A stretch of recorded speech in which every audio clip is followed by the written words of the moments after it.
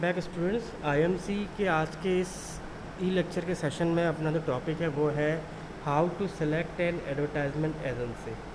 तो ये काफ़ी कंसर्न टॉपिक है क्योंकि कौन सी एजेंसी हमें सेलेक्ट करनी चाहिए इसका पता होना या इसका एनालिसिस होना बहुत ज़रूरी है।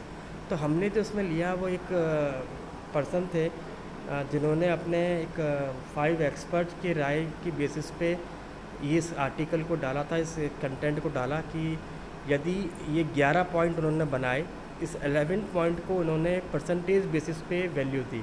यानी इन 5 एक्सपर्ट्स ने इन 11 पॉइंट्स को डिज़ाइन किया और हर एक पॉइंट को वेटेज दिया कि कौन सा पॉइंट कितना वेटेज रखता है टू आइडेंटिफाई और टू सिलेक्ट द एजेंसी। तो यही अपन आज इसमें देख रहे हैं। तो इसमें जो थे वो क्या थे कि एक तो क्या था कि जो 5 एक्सपर्ट्स आए थे इसमें एक तो था डायरेक्टर ऑफ एजेंसीज़, एक थे आपके हेड ऑफ एडवर्टाइजमेंट रिसर्च, एक थे एक्सपर्ट आपके जो कि फिलाडेल्फिया एजेंसी है जो उनकी है, 2 मार्केटिंग प्रोफेसर थे जो कि एडवर्टाइजमेंट एजेंसीज़ के साथ मिलकर काम करते थे। तो इन 5 लोगों ने ये 11 पॉइंट बनाए और हर पॉइंट को एक परसेंटेज दिया कि हर पॉइंट का ये वेटेज है। अब पहला पॉइंट आया प्लानिंग। तो प्लानिंग जो पार्ट है उसको इन 5 लोगों ने 9% का एडवांटेज का क्रेडिट दिया कि यदि आप ये पॉइंट लेते हैं तो ये 9% आपके को कवर करता है। तो पहला पॉइंट क्या है? प्लानिंग। प्लानिंग का मतलब है कि जो भी एडवर्टाइजमेंट एजेंसी सिलेक्ट करने वाले हैं तो हमें ये देखना है वो क्या कंपनी ने कभी कोई कैंपेन टाइमली डेवलप किया है, कितने प्रोग्राम्स उन्होंने टाइमली डेवलप किए हैं। दूसरा, क्या वो कैंपेन बनाते वक्त कोई ऑल्टरनेटिव स्ट्रेटजीज़ पे भी वर्क करते हैं, जैसे कंटिजेंसी प्लानिंग या सिचुएशन कि मान लीजिए अगर कोई सिचुएशन फेवरेबल में नहीं है और सडनली कोई क्राइसिस आ गया, उस वक्त हमारी एडवर्टाइजमेंट पे हम क्या कंटिजेंसी प्लानिंग यूज़ करेंगे। उसके अलावा क्या वो अपने प्लान को इफ़ेक्टिवली मीट कर पाए हैं टाइमली बेसिस पे। क्या आपके पास या उनके पास ऐसी कोई एविडेंस है जो उनकी इस टेक्निक को इम्प्रूव करते हुए उन्होंने दिखाया हो कि हमने परफॉर्मेंस को इम्प्रूव किया है। तो और क्या उनके पास प्रॉपर रिसर्च है फॉर कंडक्टिंग प्लानिंग। तो फर्स्ट स्टेप ये कहता है कि हमें एजेंसी के बारे में ये सारी बातें पता होनी चाहिए। अगर उन्होंने ये सारे पॉइंट्स कवर कर रखे हैं तो इसको हम 9% का एडवांटेज दे सकते हैं। दूसरा आता है आपका ऑब्जेक्टिव। जो भी आपकी एडवर्टाइजमेंट एजेंसी है क्या वो अपने प्राइमरी ऑब्जेक्टिव पे फोकस करती है। क्या उनको ये पता है कि कैसे एडवर्टाइजमेंट की इफ़ेक्टिवनेस को हमें इम्प्लीमेंट करना है, कैसे उसको हमें इवेल्यूएट करना है बिफोर और प्री इम्प्लीमेंटेशन ऑफ एडवर्टाइजमेंट।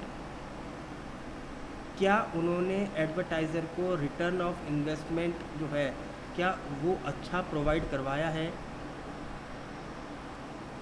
अपनी सक्सेस या एडवर्टाइजमेंट कैंपेन की सक्सेस को वो किन पॉइंट्स में मेज़र करते हैं।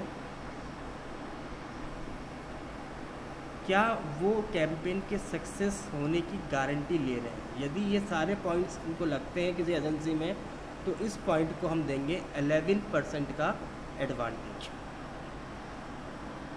तीसरा आता है target market research. If it is necessary to obtain additional information. यदि मान लीजिए एडवर्टाइजमेंट कैंपेन करते वक्त हमें कुछ एडिशनल इन्फॉर्मेशन लेने की रिक्वायरमेंट पड़ गई फ्रॉम द टारगेट मार्केट या अबाउट द टारगेट मार्केट, क्या उनको पता है कि कैसे रिसर्च की जाएगी, कौन सी रिसर्च से हम डेटास को कलेक्ट कर सकते हैं और उस डेटास के बेसिस पे क्या हम अपने एडवर्टाइजमेंट कैंपेन को इफ़ेक्टिवली लॉन्च कर पाएंगे। तो ऐसे पॉइंट्स को वो कह रहे हैं 9% का एडवांटेज। देन आता है परसुएशन रिसर्च। क्या वो एक्सटेंसिव रिसर्च फाइंडिंग पे फोकस कर रहे हैं। क्या वो एक्सटेंसिव रिसर्च के थ्रू पीपल को परसुएड कर सकते हैं। पीपल यानी उनके स्टाफ। इफ़ यस, यदि हाँ, तो how do they ensure this research is brought to bear on the advertisement campaign. यदि आप एक्सक्लूसिव रिसर्च कर रहे हो कैंपेन के वक्त और आपको लगता है कि वो भी ये कह रहे हैं कि यस हमें रिसर्च की रिक्वायरमेंट है, तो इसका खर्चा कौन बियर करेगा? Do they have good ground for violating the research? क्या उनका बैकग्राउंड है, उनके पास proper man power, proper resources, proper techniques, proper methodology है to find the result of the research? तो ऐसे पॉइंट को वो कह रहे हैं 4% एडवांटेज। देन आता है आपका creativity technique. What technique and procedures they enhanced for creativity? देखिए हमने पहले भी पढ़ा है, एडवर्टाइजमेंट एजेंसी के अंदर दो लोग होते हैं, एक तो क्रिएटिव और एक बिजनेस। यदि एक माइंड में ये दोनों चीज़ें हैं तो एडवर्टाइजमेंट एजेंसी अच्छी बन सकती है, वरना इसके लिए हमें मल्टीपल नंबर ऑफ लोग चाहिए होंगे, क्योंकि advertisement is based on creativity. तो for example when they said that they use brain storming, कि हम आइडियाज़ को डेवलप कैसे करते हैं, हम क्रिएटिविटी कैसे फाइंड आउट करते हैं, तो उन्होंने कहा जी हम ब्रेन स्टॉर्मिंग सेशन करते हैं। तो ब्रेन स्टॉर्मिंग का मतलब है क्या वो आपके ऑफिस में काम करने वाले सभी लोगों को ग्रुप में बैठ के बात करते हैं? क्या वो आइडियाज़ के प्रॉस एंड कॉन्स के डिटेल में जाते हैं? क्या वो ब्रेन स्टॉर्मिंग के प्रोसीजर को फॉलो कर रहे हैं? क्या इसके अंदर वो अपने क्लाइंट को भी इन्वॉल्व करते हैं फॉर क्रिएटिविटी?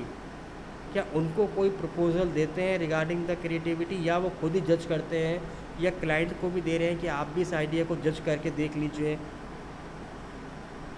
क्योंकि जिस आइडिया को it is difficult to predict whether a group will come with another creative idea just because they come up with a creative idea for the proposal. तो हम अगर ये मान के चलें कि एक ग्रुप जो है अगर क्रिएटिव आइडिया को लेके आ रहा है, तो वो एक अनदर क्रिएटिव आइडिया को भी प्रोड्यूस कर सकता है। Whereas here it is difficult to जज the creativity of an given idea. एक आइडिया में हम क्या क्रिएटिविटी यूज़ करेंगे, ये जज करना थोड़ा सा मुश्किल काम है। बट एविडेंस ये शो अगर करते हैं, उनके पास कोई प्रूफ है, टेस्टिमोनियल्स है, डॉक्यूमेंट्री प्रूफ है, और उन्होंने पहले ऐसा कभी किया है, तो ऐसे एजेंसीज की इस पॉइंट को हम 6% दे रहे हैं, 16% देन आता है आपका कॉपी ऑल्टरनेटिव। कॉपी का मतलब था कि हम यूरेका आइडिया फाइंड आउट कर रहे थे, व्हाट ऑल्टरनेटिव्स हमारे पास और हो सकते हैं, जैसे हमने फर्स्ट पॉइंट में किया था ऑल्टरनेटिव स्ट्रेटजी। तो उनके पास अदर ऑल्टरनेटिव और कौन कौन से, जैसे मान लीजिए एक आइडिया आया, उस आइडिया के रिगार्डिंग उन्होंने मुझे रफ़ आइडिया बना के दिया कि ये कॉपी होगा, ये राइटर होगा, ये सब कुछ होगा। अब मान लीजिए मैंने जो एक्सपर्ट अपने साथ रखे थे या फिर एज ए क्लाइंट मैंने उसको पढ़ा और मैंने उस आइडिया को रिजेक्ट कर दिया, तो क्या उस एजेंसी के पास एट ए टाइम कोई ऑल्टरनेटिव आइडिया रहता है? ये हमें उसमें देखना है।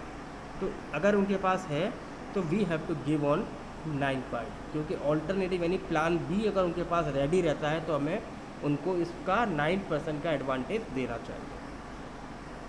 Copy testing, what procedures would they recommend to test and select the effective of their copy alternatives? जो कॉपी डिज़ाइन वो कर रहे हैं उसको टेस्ट करने के लिए उनके पास क्या मेथोडोलॉजी है? अगर उनके पास टेस्ट करने के लिए मेथोडोलॉजी और इक्विपमेंट्स हैं तो उनको क्या करना है, उस बात का 7% का एडवांटेज देना है। देन मीडिया ऑल्टरनेटिव, कितना मीडिया उनके कांटेक्ट में है, कितने मीडियाज़ उनके पास ऑल्टरनेटिव रहते हैं, कितनी इन्फॉर्मेशन उनको मीडियाज़ के बारे में है, उनकी रेट्स, उनकी TRPs, उनका effect, number of channels, number of advertisers. अगर उनके पास सब कुछ नॉलेज है तो उनको 9% का हमें एडवांटेज वेटेज देना है। Media testing, how would they determine the optimal amount to spend on advertisement, है ना? तो उसके लिए अगर उनको पता है कि कितना या कैसे हमें एडवर्टाइजमेंट कैंपेन में मीडिया का खर्चा निकालना चाहिए, क्या प्रोसीजर होता है टू सेलेक्ट द मीडिया, क्या वो ऑब्जेक्टिव पे फोकस करते हैं, और अगर वो मीडिया पे अगर हम कर रहे हैं तो उससे क्या ROI आती है, रिटर्न ऑन इन्वेस्टमेंट, तो उस बात को हम देंगे 7%। Then capabilities of the team, what are the capabilities of the people who will be working on the process proposed account? क्या उनके पास कोई कॉन्फ्लिक्ट ऑफ इंटरेस्ट तो नहीं है? क्या वो अपने क्लाइंट को सारी सर्विसेज सर्व कर रहे हैं? कैसा रिलेशनशिप वो मेंटेन कर रहे हैं? इस चीज़ को यदि वो टाइमली बेसिस पे एग्जामिन कर रहे हैं, एनालिसिस करते रहते हैं, तो वी गिव द 15%।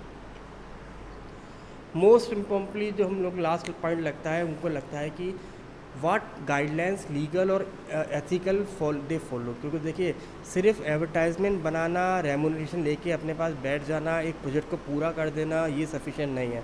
क्योंकि इन सब चीज़ों में जब हम किसी क्लाइंट का प्रोडक्ट बनाते हैं तो उस क्लाइंट के इमेज भी हम क्रिएट कर रहे हैं एडवर्टाइजमेंट के साथ साथ। तो यदि हम लीगल और एथिकल गाइडलाइंस फॉलो नहीं करती कोई एजेंसी, तो ऐसे एजेंसी को हम लोग मार्क्स नहीं दे सकते।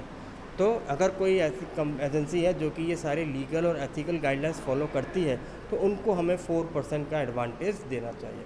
तो इस तरीके से इन 5 एक्सपर्ट्स ने 11 पॉइंट रखे और हर एक पॉइंट को एक परसेंटेज दी। यदि किसी एजेंसी के पास इन 11 पॉइंट्स में जितने भी पॉइंट्स कवर होते हों, उस प्रकार को जितना भी हाईएस्ट नंबरिंग ऑफ परसेंटेज बने, उसको एजेंसी को सिलेक्ट हमें करना चाहिए।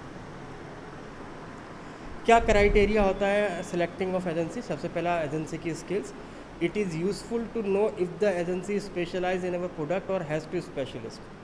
पहले ये देखिए कि वो जो एजेंसी आप सेलेक्ट कर रहे हैं उसके पास कौन सी स्कूल है। क्या वो ऐसे जिस प्रोडक्ट को आप डील करते हैं, क्या पहले भी उन्होंने ऐसे प्रोडक्ट्स में एडवर्टाइजमेंट बनाए हैं, या वो किसी और फील्ड और प्रोडक्ट के में स्पेशलाइज्ड है। दूसरा, it will be also be useful to note that how many new client will acquired in past 2 और 3 ईयर्स। अगर एजेंसी थोड़ी सी पुरानी है तो लास्ट 2 या 3 साल में उनके पास कितने न्यू क्लाइंट आए हैं, क्योंकि और कितने उनके पास से खोए हैं। Due to lost account we analyse की वीकनेस ऑफ द एजेंसी में पजेस विल अफेक्ट द डिसीजन। क्योंकि क्लाइंट खोने का मतलब यह है कि आपकी एजेंसी में कहीं ना कोई प्रॉब्लम हो सकती है। देन एजेंसी का size. Large agency have the better staff. अगर एक एजेंसी बड़ी है तो उनके पास स्टाफ भी ज़्यादा होगा और शायद एक्सपर्ट लोग ज़्यादा होंगे और वह कि कॉम्पिटेंट भी होंगे, स्किलफुल भी होंगे। और हर एक पर्सन क्या है डिफरेंट फील्ड में या एरियाज़ में स्पेशलाइज भी हो सकता है। लोकेशन का मतलब है कि जिस लोकेशन पे वो एजेंसी है वहाँ पे क्या इजीली हम उससे कम्युनिकेट कर पा रहे हैं। क्या उसके पास अगर हमें बार बार अप्रोच करना है कॉपी टेस्टिंग के लिए, डिज़ाइन के लिए, या उसको बुलाना है, उससे बात करनी है, चाहे कोई भी मैटर हो, क्या उससे हम बार बार इजीली कम्युनिकेट कर से उसके पास रीचिव में हैं हम उसके, ये हमें देखना। Length of the time has been in business. वो कितने लंबे समय से इस एडवर्टाइजमेंट के बिज़नेस में काम कर रहा है, ये हमें फोकस करना है। आपके एडवर्टाइजमेंट एजेंसी की फाइनेंशियल पोजीशन क्या है। यदि एक एजेंसी की फाइनेंशियल पोजीशन वीक है और वो ज़्यादा समय अपनी सिर्फ प्रॉब्लम्स को सॉल्व करने में ही वेस्ट कर रहा है, तो उसका मतलब ये है कि वो आपके कैंपेन को टाइमली नहीं कंप्लीट कर पाएगा। Compensation package. वो एजेंसी अपने क्लाइंट से क्या कॉम्पनसेशन पैकेज रखती है, क्या वो उसको सारी बातें क्लियरली डिफाइंड करती है, या बाद में कैंपेन बनने के बाद या ड्यूरिंग द कैंपेन बार बार कोई नेगोशिएशन पे वो डिस्कशन करते रहती है। Product conflict. अगर मान लीजिए उसकी एजेंसी कोई और ब्रांच है या उसने कोई और प्रोडक्ट को ले रखा है और वो सेम आप ही की तरह किसी दूसरे प्रोडक्ट को भी बना रही है, एडवर्टाइजमेंट कर रही है, तो ऐसी एजेंसी को आप मत चूज़ करिए। जैसे मान लीजिए एक एक्स एजेंसी है जो मेरे प्रोडक्ट ए को भी एडवर्टाइज़ कर रही है और मेरे कॉम्पिटिटर जो है उसके प्रोडक्ट को भी बना रही है, तो ऐसे एजेंसी को क्या है आप रिफ्यूज़ कर दीजिए। Thank you.